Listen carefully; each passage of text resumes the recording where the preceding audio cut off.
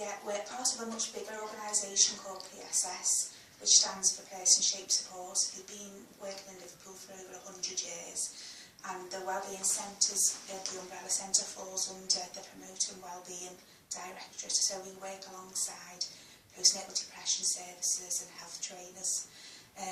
The Wellbeing Centres and the Umbrella Centre, we operate over Liverpool, so we have services in Speke, some in Belle Vale, and obviously the Umbrellas in City Centre.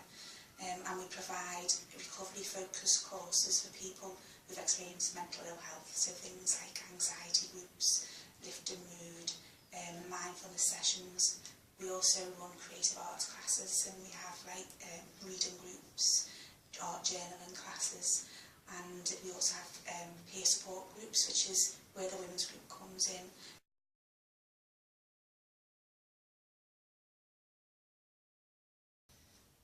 I think women come into the group.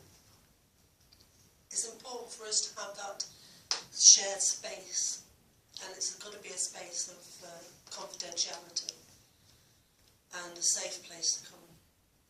Women have got a lot of things in common, albeit that they come with different anxieties or depression, whatever it is that women come to the group for because of.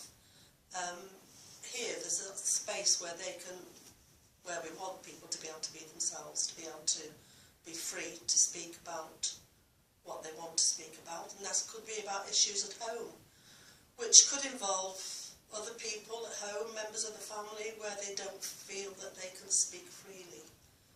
And this is very important for women to be able to come and share that time together because of that very reason, that they have to have a place where they can be themselves.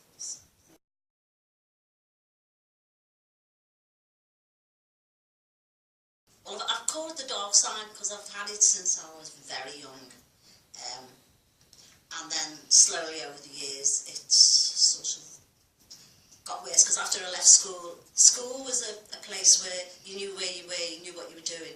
But then after I left school, I started having the nightmares, seeing things on the end of my bed, and all these things. And I was trying to go to work, and I was actually being sick. And then I developed a thing that I couldn't go on the bus. So if I was on the bus, because I was looking after my sister, if I was on the bus, I'd have to get off the bus just to walk. And then it got that way that I couldn't go out the house, but because I had to do the shopping, so what I'd do is I'd go out when it was late, when my dad was coming up.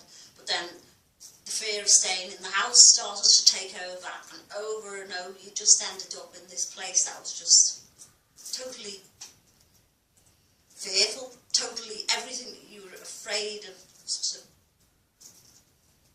everything. But you still had the responsibility of everything, and it just got worse and worse and worse.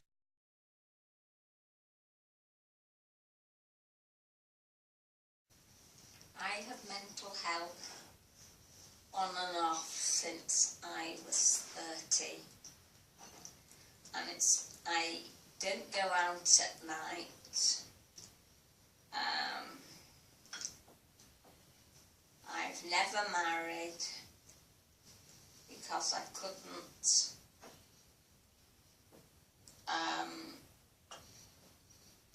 I couldn't have taken the responsibility,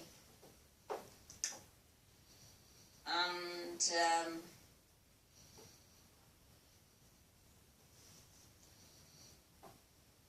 it has curtailed my life, and of course I haven't been able to work. I was very, very good at my job. I was a school teacher. My little 7-year-olds were very happy little bunnies. And I haven't worked since in 32 years.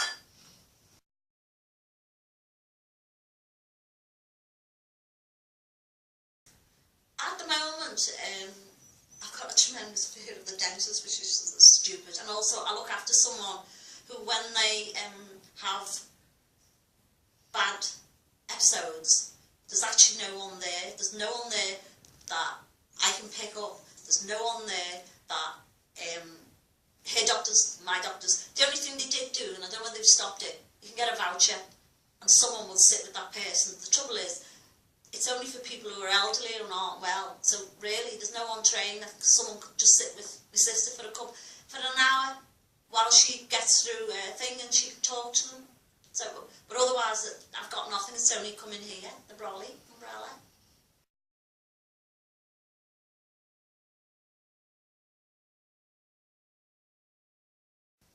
Loads of support. Support from the church I attend.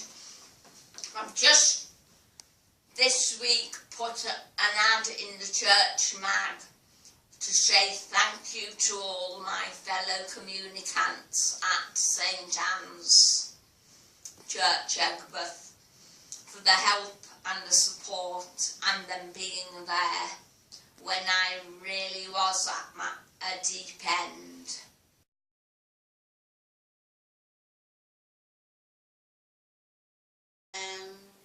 I had Part Day, which went for so many weeks a month, and they sort of reduce your days. Fantastic.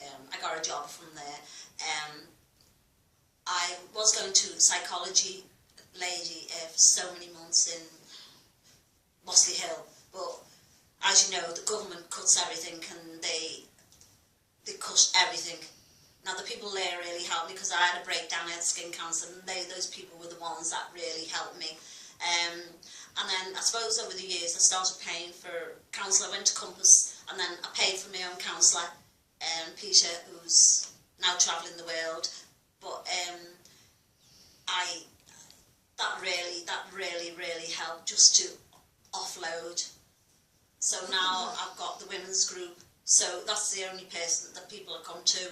So I find that really helpful, because also it can take your mind off things if they're worrying you. You can talk about stuff, but then you can have a laugh. So I find that very supportive.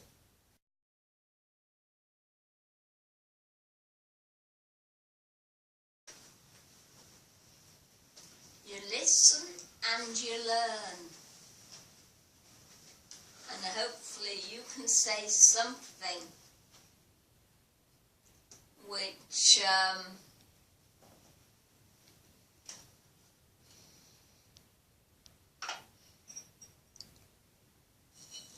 you say something which hopefully will be a help to other people.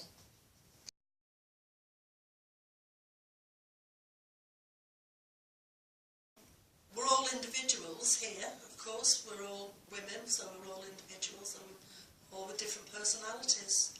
And sharing those personalities, I think, also brings about confidence building, which is what this group is also about. It's about